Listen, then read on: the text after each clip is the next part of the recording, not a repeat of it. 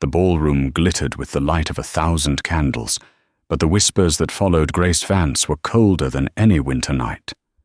They called her the Ashworth Charity Case, the little brown mouse, a servant in all but name, brought to the grand London affair to fetch shawls and mend torn hems.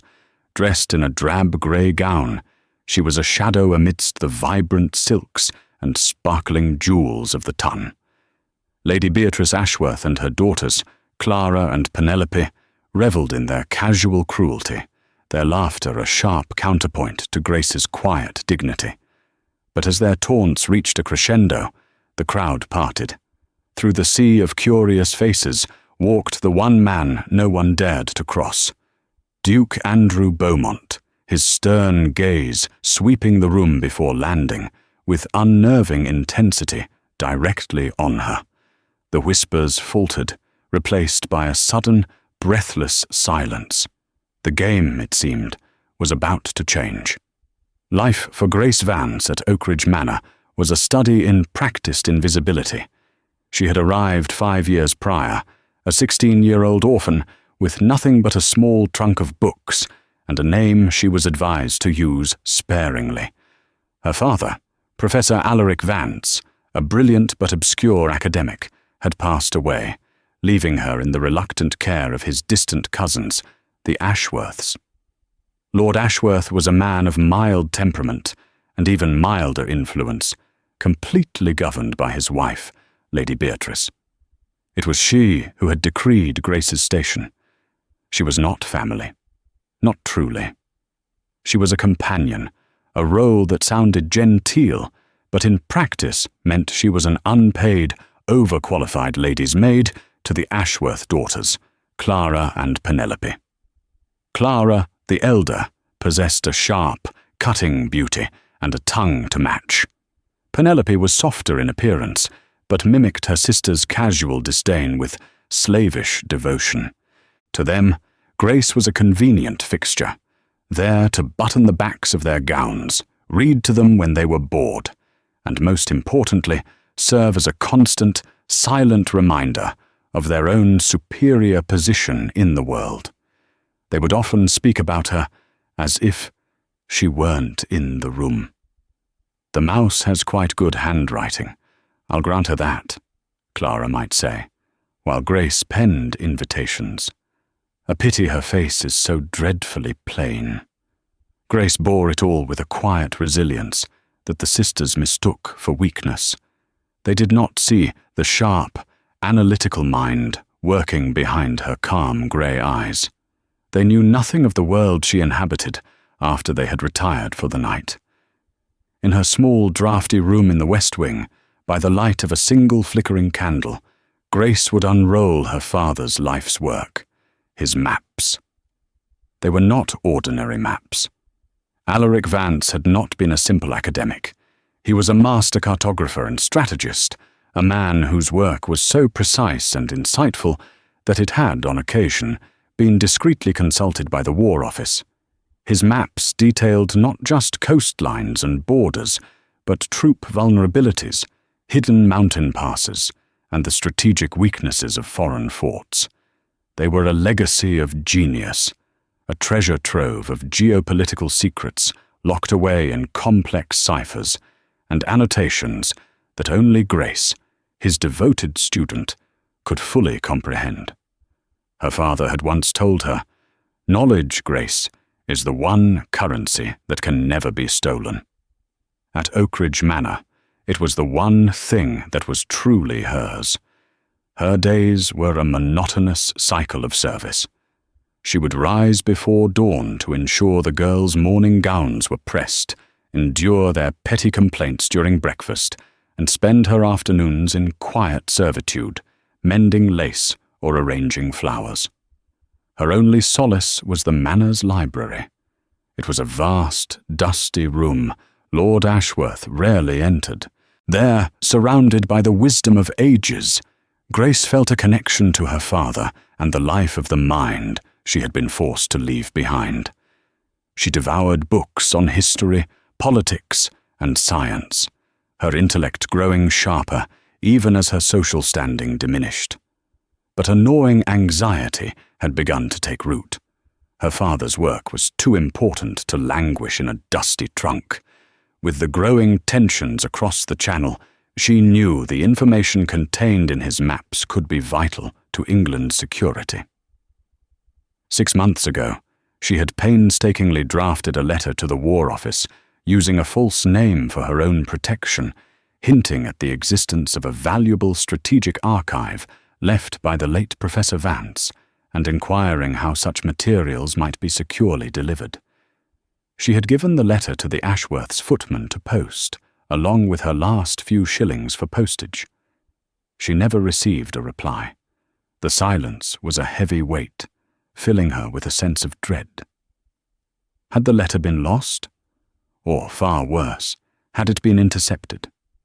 Her suspicion fell squarely on Lady Ashworth, a woman who missed nothing and prized opportunity above all else.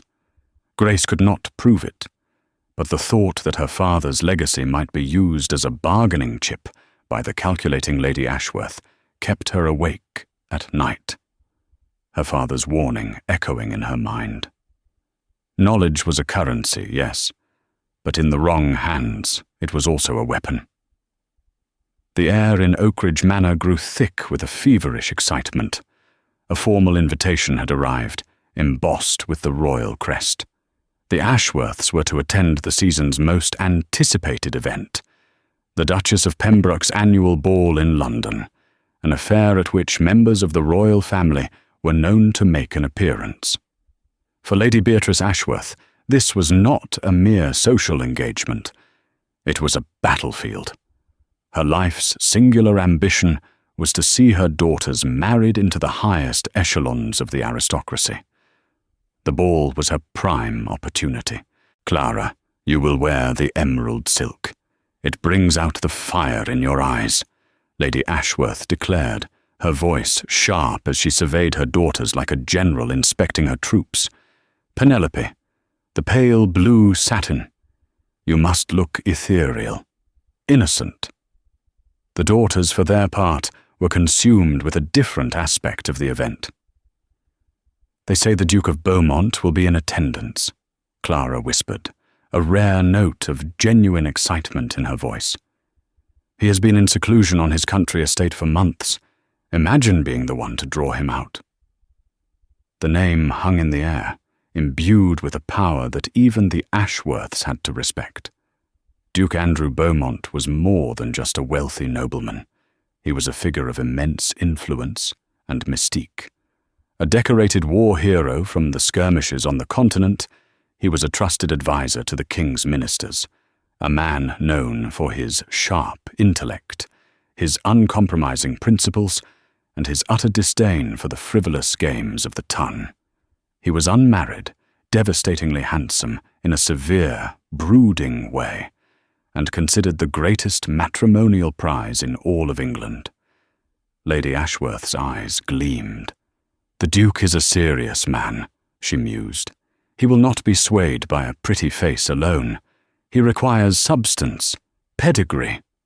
Her gaze flickered dismissively toward Grace, who was silently stitching a loose pearl onto Penelope's glove. The implication was clear. Substance and pedigree were qualities the Ashworths possessed, and Grace, the charity case, utterly lacked. Grace's role in the preparations was, as always, that of a phantom. She worked tirelessly, her fingers growing raw from needlework, pressing gowns until the early hours of the morning, and packing trunks with a precision the family's own maids could not match. She was to accompany them to London, of course, not as a guest, but as an attendant. "You will make yourself useful, Grace," Lady Ashworth had instructed, her tone leaving no room for argument. "Clara and Penelope will need assistance with their gowns and hair. You will remain in the background unless called upon. You are there to serve, not to socialize." As she packed, Grace's mind was far from London's ballrooms. It was on her unanswered letter. The Ashworths' trip to the city presented a sliver of an opportunity. Perhaps, if she could slip away for even an hour, She could go to the War Office herself. It was a terrifying thought. A young woman of no standing, arriving unannounced at such an imposing institution, would likely be turned away at the door. But the alternative, doing nothing, letting her father's legacy rot or be sold to the highest bidder by the likes of Lady Ashworth, was unbearable. Her resolve hardened one evening in the library. Searching for a book on naval history, she stumbled upon a folio of her father's that she had overlooked. Tucked inside was a smaller, more personal journal. In it, he wrote of his correspondence with a handful of trusted men in government. One name appeared more often than any other: Beaumont. Not as a duke, but as a young, promising Colonel Andrew Beaumont, a man her father had described as having a mind like forged steel and an integrity to match. Grace's heart hammered against her ribs. Could it be the same man? The Duke? The connection seemed too improbable, a desperate fantasy. Yet her father was not a man given to idle praise. If he had trusted this Colonel Beaumont, it was for good reason. A new, desperate plan began to form in her mind. Forget the War Office. If she could somehow get a message to the Duke himself, perhaps he would understand. Perhaps he would remember the name Alaric Vance. It was a shot in the dark, a whisper against a hurricane, but it was the only hope she had. She carefully tore a blank page from the back of the journal and, with a trembling hand, began to write a new letter. This one addressed to a man she had never met. A man who held the key to everything. The Ashworths' arrival in London was a whirlwind of dress fittings and frantic social calls. They had taken a town home in Mayfair, and from the moment they arrived, Grace was run ragged. She was a ghost in the grand house, her presence acknowledged only when a service was required. Her carefully penned letter to Duke Beaumont remained hidden in the bodice of her simple dress, a secret weight against her heart.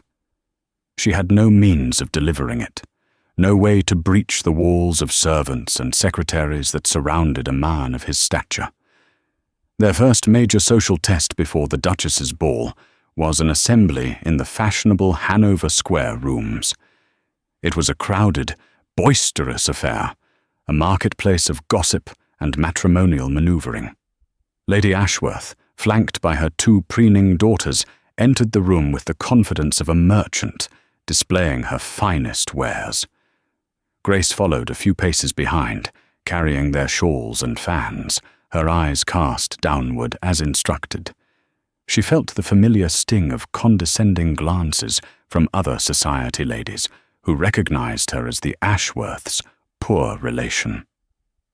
"Oh, look, Beatrice brought her little shadow," one woman murmured to another, loud enough for Grace to hear. "Does she ever let the poor thing have a night to herself?" Lady Ashworth simply smiled tightly, a silent acknowledgement that Grace's presence was a testament to her own supposed charity. Clara and Penelope were immediately swept into the throng of young officers and eager bachelors. Lady Ashworth began her networking, her eyes constantly scanning the room's entrances. Then a sudden hush fell over a corner of the assembly hall, a ripple of silence that quickly spread. Conversation faltered, and heads turned as one. Duke Andrew Beaumont had arrived. He was precisely as imposing as the rumours suggested, tall and broad-shouldered, dressed in immaculate, severe black. He moved with an economy of motion that spoke of military discipline. His dark hair was cut short, and his features were handsome, but etched with a gravity that made him seem older than his 32 years. His eyes, a startlingly clear shade of blue, missed nothing. They swept the room with a cool, assessing gaze that seemed to peel back the layers of pretense and artifice, leaving everyone feeling exposed. Lady Ashworth's heart leapt. She immediately steered her daughters toward his path, preparing her most charming smile. "Your Grace," she said, executing a perfect curtsy. "What an unexpected honour. I am Lady Ashworth. May I present my daughters, Miss Clara Ashworth and Miss Penelope Ashworth?" The Duke inclined his head, a gesture so slight it was almost an insult. "Lady Ashworth, Miss Ashworths." His voice was a deep, quiet baritone that carried effortlessly.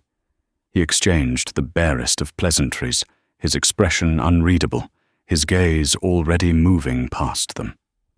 Clara tried to engage him with a flirtatious comment about the music, but he responded with a non-committal murmur, his attention clearly elsewhere. He was a man on a mission, and it was not a social one. Frustrated, Lady Ashworth guided her daughters away. "The man is made of stone," she hissed under her breath. Grace had watched the exchange from her post near a potted palm, feeling a strange mix of relief and disappointment. He was even more intimidating than she had imagined. How could she ever hope to approach such a man? As she stood there, lost in her anxious thoughts, she felt a sudden, intense pressure. It was the weight of someone's stare. She looked up, and her breath caught in her throat.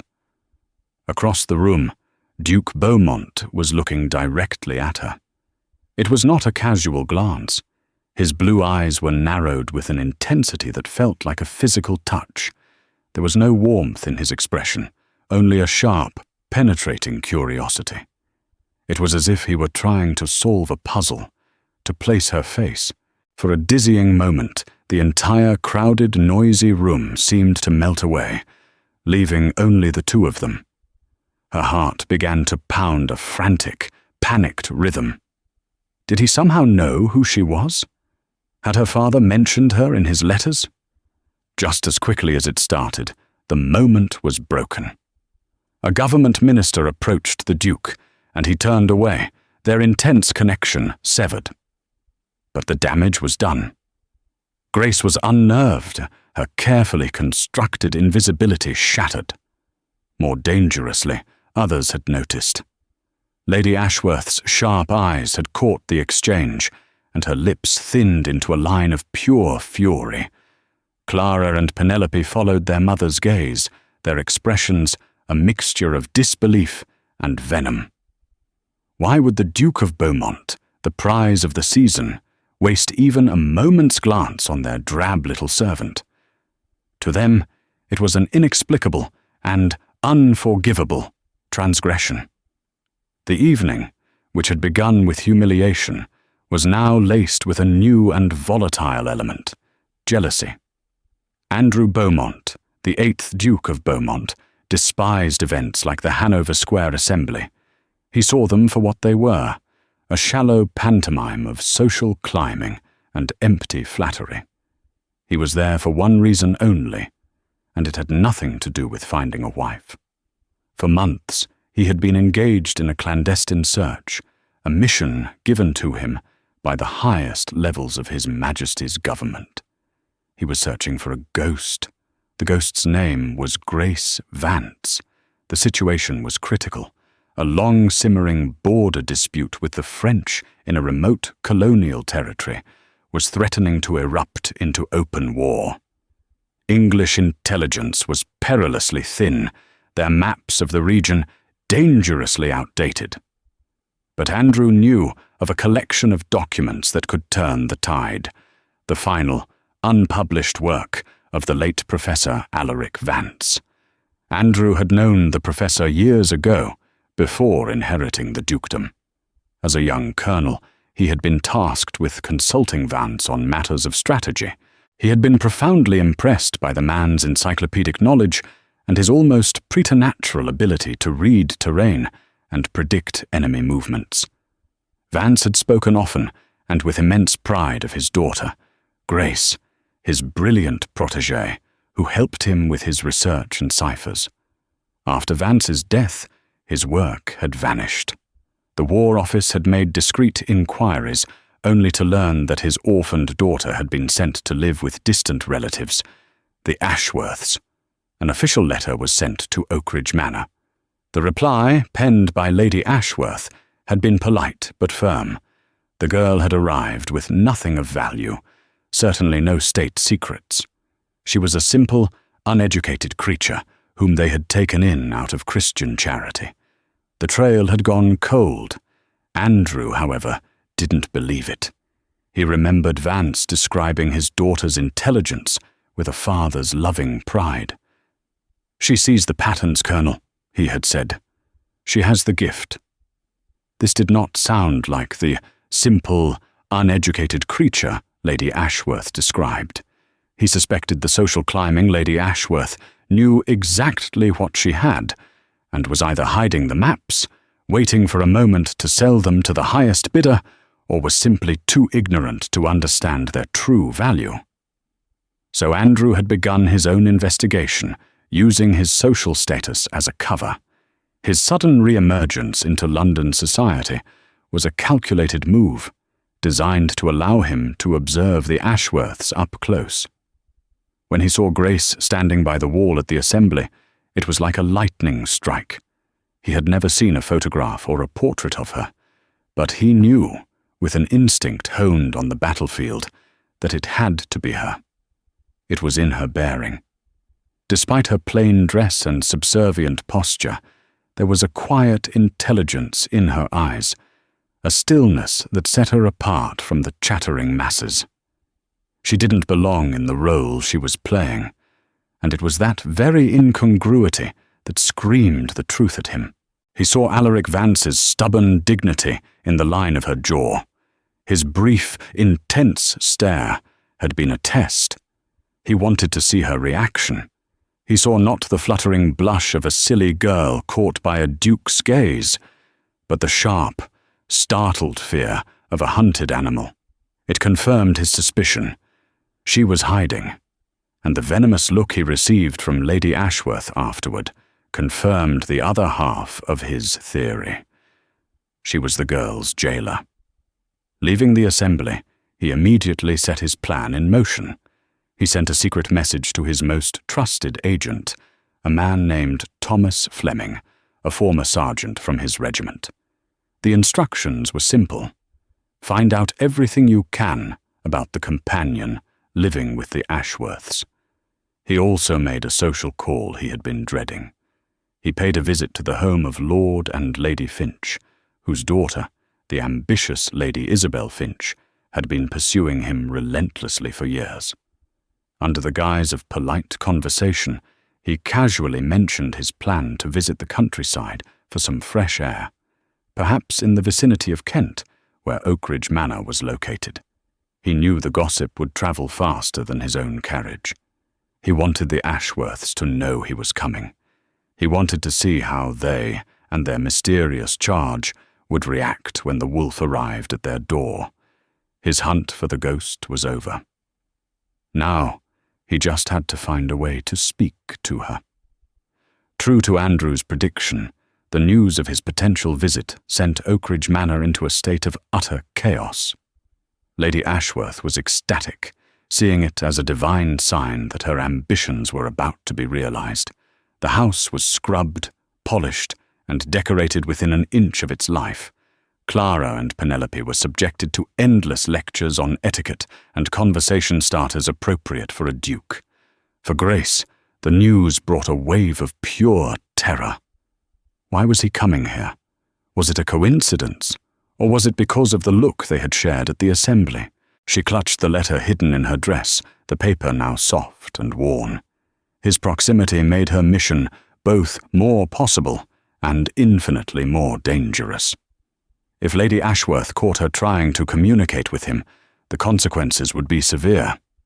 The Duke arrived on a crisp autumn afternoon, not with the grand fanfare Lady Ashworth had expected, but with a small, discreet entourage. He was gracious but formal, enduring a tour of the gardens and a tedious tea service with practiced patience. His eyes, however, were constantly searching. He noted Grace's absence immediately. Lady Ashworth, wanting to keep her prized jewel separate from her charity case, had confined Grace to her room with a pile of mending. Andrew, a master strategist, knew a direct approach was impossible. He needed to create an opportunity. During the tour of the house, he feigned a deep interest in Lord Ashworth's collection of dreary hunting tapestries, which happened to hang in the corridor outside the library. "An impressive collection," he said, his voice smooth as silk. "I confess I am something of an amateur historian. Would you mind if I perused your library for a moment? I am always intrigued by a country house collection." Lord Ashworth, flattered by the attention, readily agreed. Lady Ashworth could hardly object. The family moved on, leaving Andrew alone. This was his chance.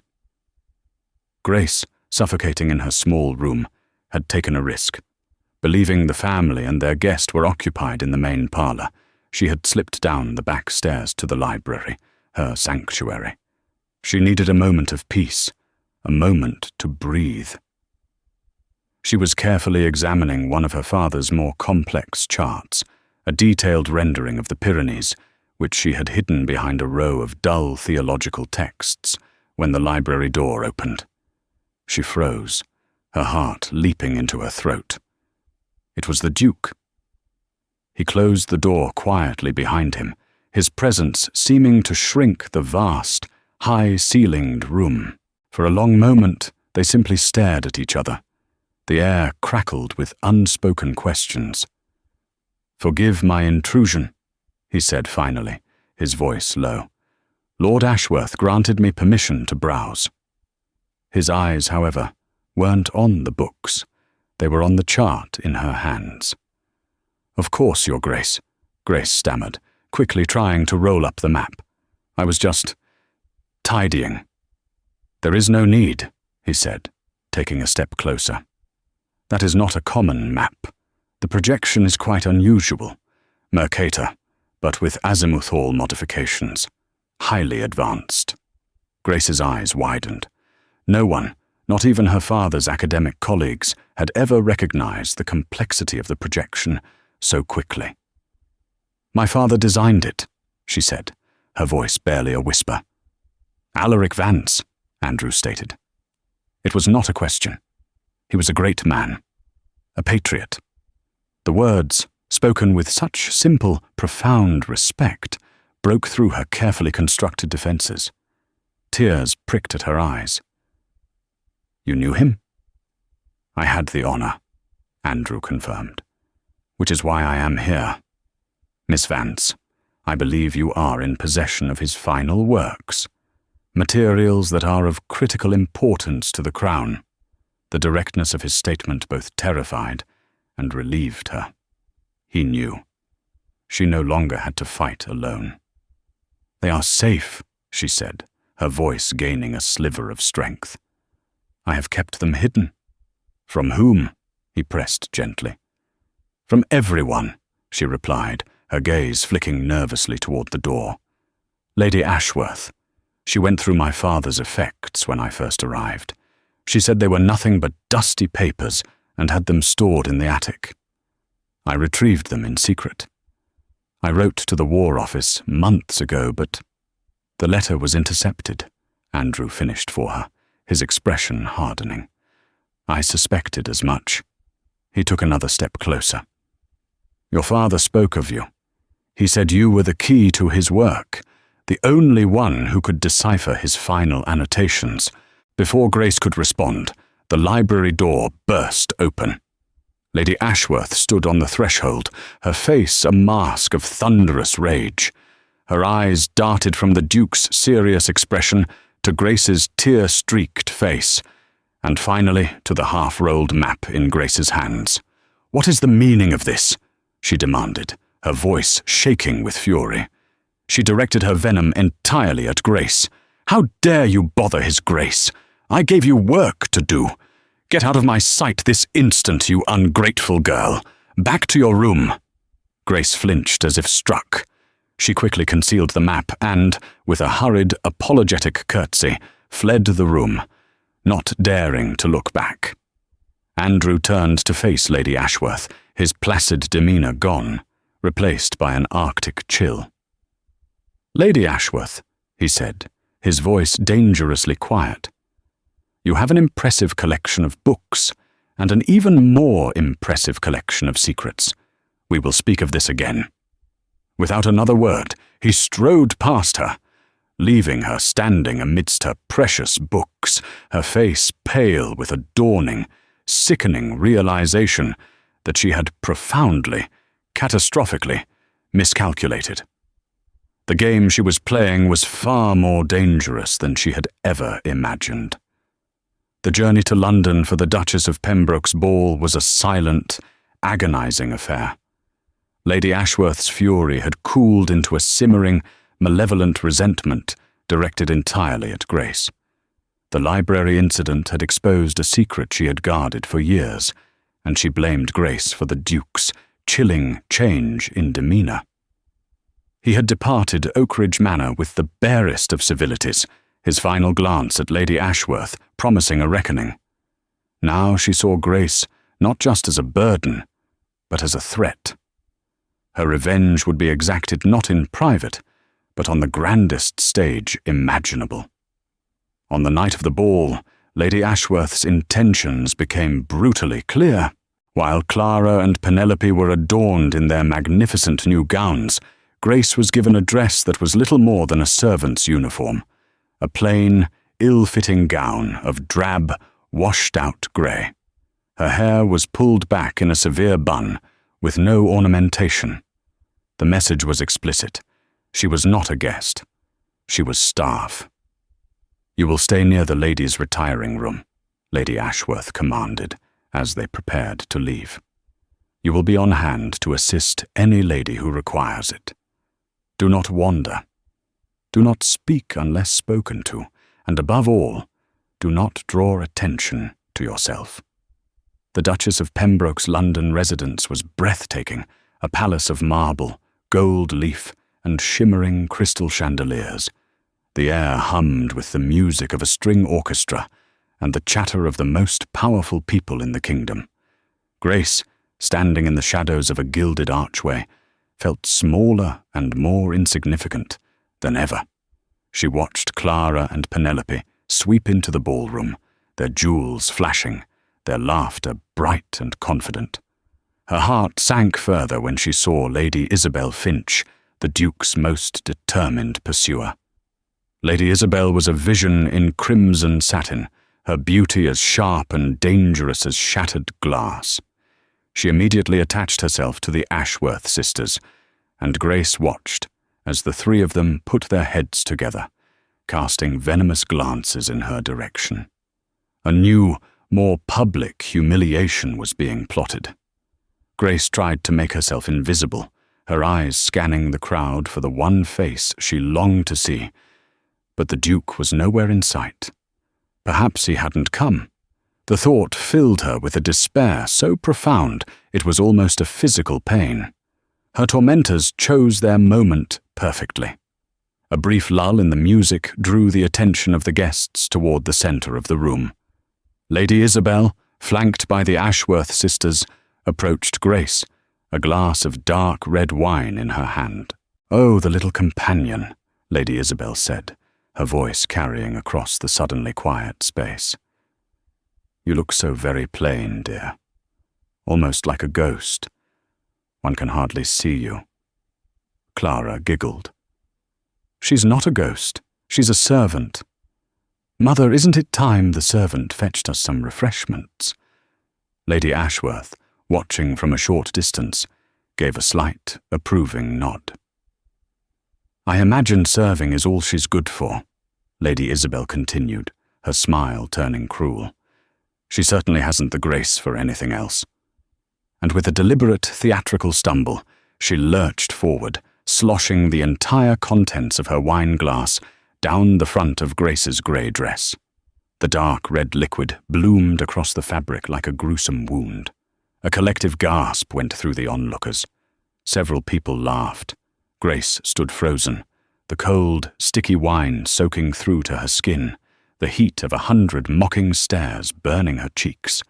"Oh my!" Lady Isabel cried with false horror. "How terribly clumsy of me. But then, You are rather in the way, aren't you? Perhaps you should go to the kitchens where you belong, you clumsy serving girl." Clara and Penelope joined in the laughter, their voices high and piercing. "Look at her, stained and silent," Penelope tittered. "What a pathetic creature." Grace's world narrowed to the scarlet stain on her dress and the sound of their derisive laughter. Humiliation washed over her, hot and suffocating.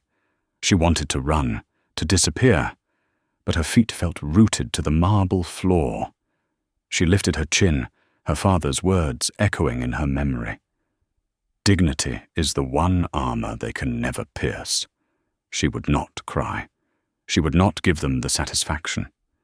She simply met their cruel eyes with a steady, unbroken gaze.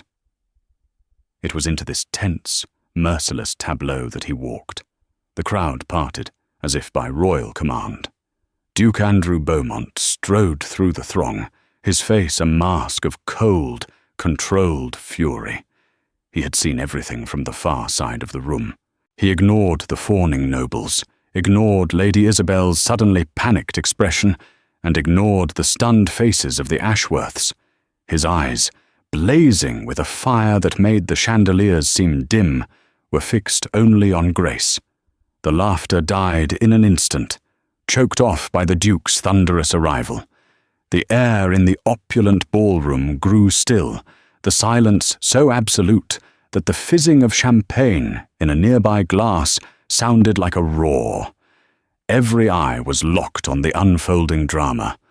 Duke Andrew Beaumont stopped directly in front of Grace, his tall frame creating a protective barrier between her and her tormentors. He surveyed the scene with a sweeping, contemptuous glance.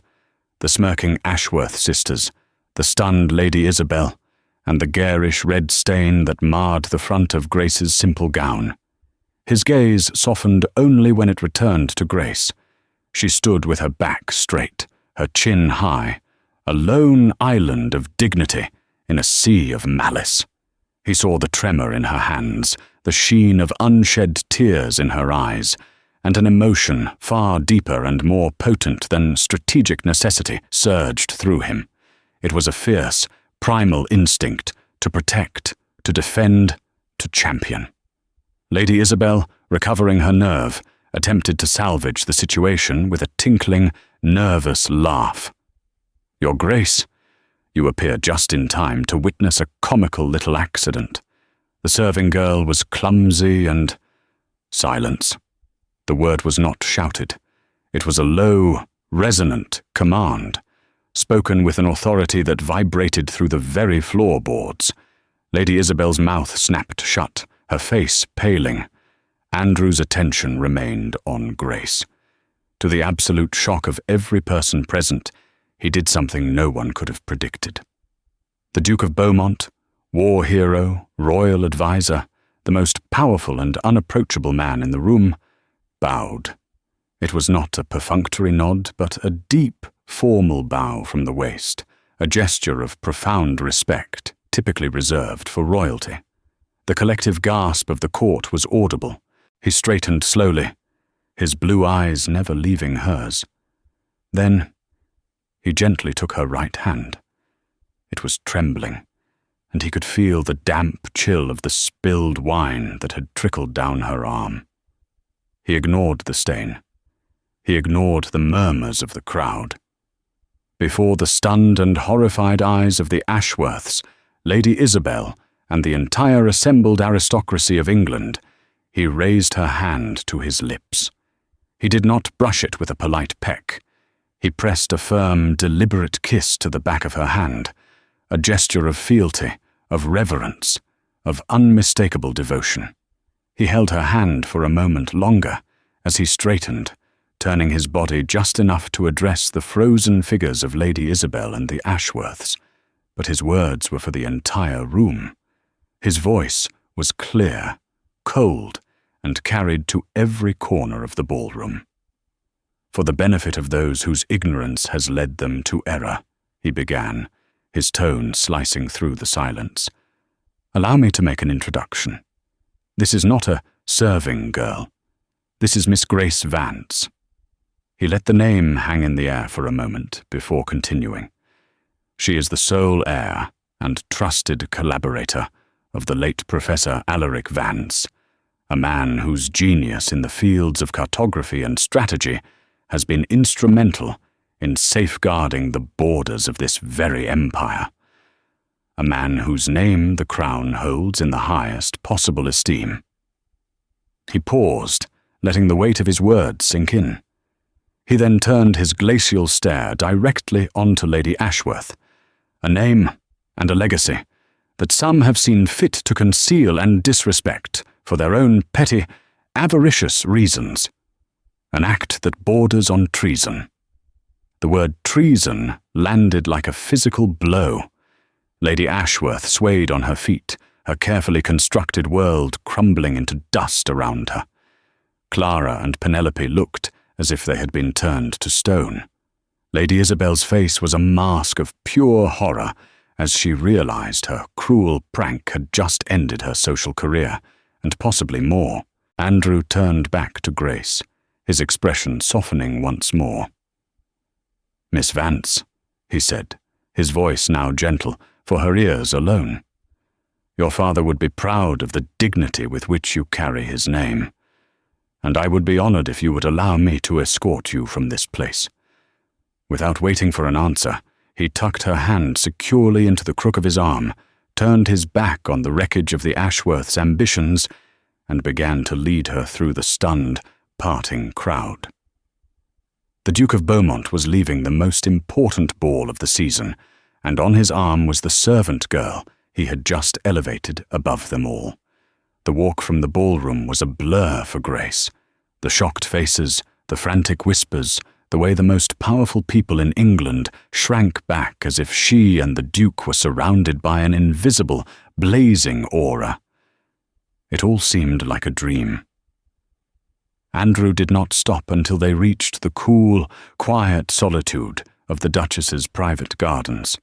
The distant music of the orchestra was a faint echo, a soundtrack to a life she was leaving behind forever. "Are you all right?"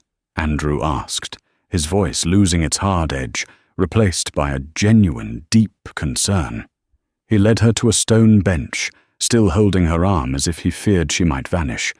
Grace could only nod, her throat tight with 1,000 unsaid emotions.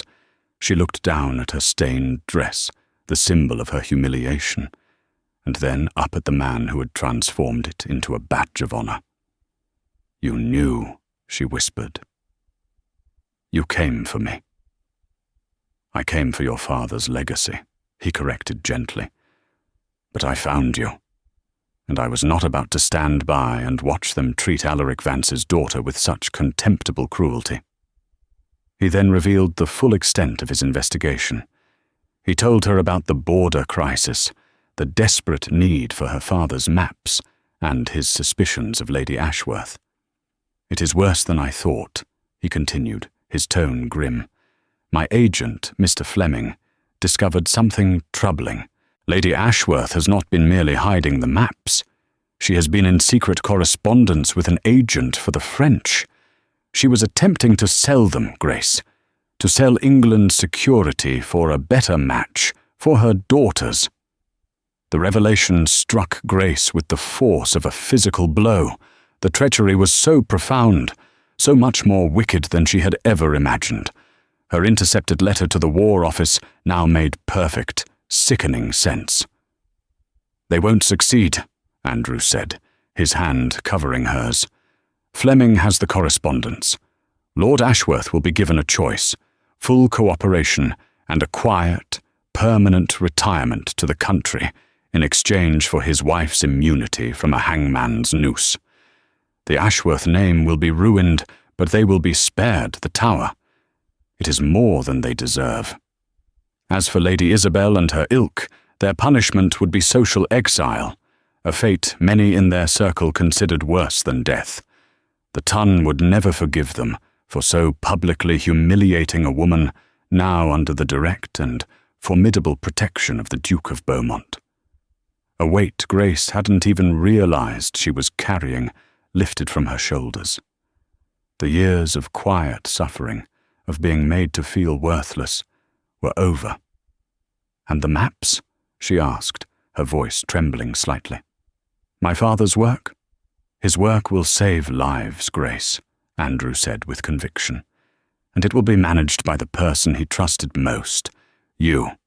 I am establishing a special cartographical commission under the direct authority of the Crown. I want you to lead it." Grace stared at him, speechless. He wasn't just offering her a rescue, he was offering her a purpose, a future that honored her past and celebrated her intellect. He was giving her back her life, a life of meaning and respect. She started, unsure how to articulate the immense gratitude swelling in her chest. "Your father told me you had a gift," Andrew said, his intense blue eyes searching her face in the moonlight. "He was right, but he neglected to mention your courage and your grace." He paused, his expression growing serious, more personal. "My search began as a matter of state, Miss Vance. I confess it has become something more." In the quiet of the London garden, under a canopy of stars, Grace Vance finally saw her future. It was not in the shadows, but in the light. It was a future of purpose, of honor, and of a shared horizon with the man who had walked through fire to find her. As his carriage arrived to take her away from that place forever, she knew she was not just leaving the Ashworths behind. She was stepping into her own legacy, hand in hand with the Duke who had recognized the Queen hidden within the servant. The carriage ride from the Duchess of Pembroke's residence was a journey through a silent, transformed world. The familiar clip-clop of the horses on the cobblestones and the soft creak of the leather seats were the only sounds inside the Duke's well-appointed carriage. Grace sat not opposite Andrew, but beside him, the warmth from his shoulder a comforting, solid presence in the darkness. The city lights flickered past the window, painting fleeting patterns on his strong, contemplative profile. The adrenaline from the ballroom had faded, leaving behind a profound sense of peace and a vulnerability she felt safe enough to embrace. "I have arranged for you to stay at Beaumont House," he said, his voice a low rumble that seemed to settle her very soul. "It is my London residence. It is quiet, secure, and my staff are completely discreet. You will be safe there." "You thought of everything," she murmured, her voice filled with an awe that went far beyond gratitude. He turned to look at her then, and in the dim, shifting light, his stern expression had softened into something gentle and deeply sincere. "I learned long ago, Miss Vance, that victory on the battlefield is not won in the moment of conflict, but in the planning that precedes it. I considered your rescue a matter of paramount importance. I could not afford to fail." His words framed her ordeal as a strategic campaign, yet the feeling behind them was anything but cold. He had fought for her. When the carriage finally stopped before a grand but understated townhouse in a prestigious square, a kind-faced, silver-haired woman in a housekeeper's uniform was already waiting, the front door open and warm light spilling onto the steps. "Mrs. Gable, this is Miss Grace Vance," Andrew said as he escorted Grace inside. "She is my honored guest. Please see that she has everything she needs." "Welcome to Beaumont House, Miss Vance," the housekeeper said, with a warm, genuine smile that held no pity, only respect. "Your rooms are prepared. Would you care for some tea, or perhaps a light supper?" The simple, kind question was so different from the demanding orders she was used to that Grace felt a lump form in her throat. She could only shake her head, overwhelmed. Mrs. Gable led her up a sweeping staircase to a beautiful suite of rooms decorated in soft blues and creams. A fire was crackling in the hearth, and a set of elegant nightclothes was laid out on the bed. On a chair lay a simple but beautiful morning gown of deep sapphire blue. Mrs. Gable noticed Grace's gaze fall upon the wine-stained grey dress she still wore. "We shall dispose of that, miss," she said gently. "You will have no more need of it." That night, Grace slept in a bed softer than any she had ever known, a deep and dreamless sleep free from the anxieties that had plagued her for years. She awoke the next morning to the sight of sunlight streaming through the tall windows, a soft knock at the door, heralding a breakfast tray brought by a smiling maid. After she had eaten, she bathed in the adjoining chamber and dressed in the sapphire gown. Looking at her reflection, she saw not the Ashworth's drab mouse, but a woman she barely recognized, a woman who looked poised, intelligent, and for the first time in a very long time, free. Andrew called upon her late that morning. He was shown into her private sitting room, and he carried a leather portfolio. His eyes lit up with a quiet appreciation when he saw her. "The color suits you, Miss Vance," he said, his formal address now feeling like a term of endearment. "Thank you, Your Grace." "For everything," she replied, her voice steady and clear. "First," he said, getting straight to business, "the Ashworths. I received a message this morning. Lord Ashworth has agreed to the terms. They depart for their most remote estate in Northumberland within the week. They will not trouble you or London society again." A final door to her past had closed. Grace nodded, a sense of quiet closure washing over her. "Second," he continued, opening the portfolio on the table between them. He spread out a series of official-looking documents, along with a beautifully rendered map of England. "This is the royal warrant establishing the Strategic Cartography Commission. And this," he said, tapping the map which showed a handsome estate on the coast of Kent, "is the property the Crown has allocated for its headquarters. It has ample space for archives, research, and a staff which you will personally select." He slid the primary document, bearing a royal seal, in front of her. At the top, in elegant script, were the words, "Appointing Miss Grace Vance as director." "It is your future, Grace, if you will have it," he said, using her first name for the first time. The sound of it on his lips was both startling and wonderfully right. "Your mind and your father's legacy will be a fortress for this nation." She looked from the documents to his earnest face, her heart full to bursting. "I accept," she said. He smiled, a true, brilliant smile that transformed his entire face. "I had no doubt." He hesitated for a moment, the professional resolve in his eyes giving way to the same personal intensity she had seen in the garden. "My search for your father's work was a matter of duty. Ensuring your safety became a matter of honor. But now I find myself hoping for something more." He reached across the table, his hand covering hers where it rested on the warrant. "I wish to know the woman who leads this commission. I wish to know the woman who faced down her tormentors with a courage I have seldom seen. With your permission, Grace, I would like to formally court you. Not as a duke to his charge, but as a man who is utterly captivated by your strength and spirit." Looking at him, at the future he had laid out before her, a future of purpose, respect, and now the promise of love, Grace Vance finally understood. The kiss in the ballroom had not been an ending. It was the beginning. It had silenced a court, but it had started a conversation between their two hearts that was destined to last a lifetime. "Yes, Andrew," she said, her own smile finally breaking free, as bright as the morning sun. "I would like that very much."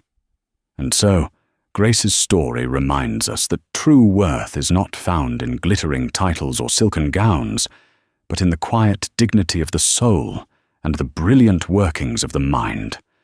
The very people who mocked her as a servant were forced to witness her rise, championed by a duke who saw past the drab grey dress to the priceless treasure within. Her triumph was not just a personal victory, it was a powerful lesson in justice, proving that cruelty and arrogance inevitably crumble before the forces of integrity and truth. The Ashworths and their allies sought to extinguish her light, but in doing so, they only made the resulting dawn, her new dawn, that much brighter for the entire world to see.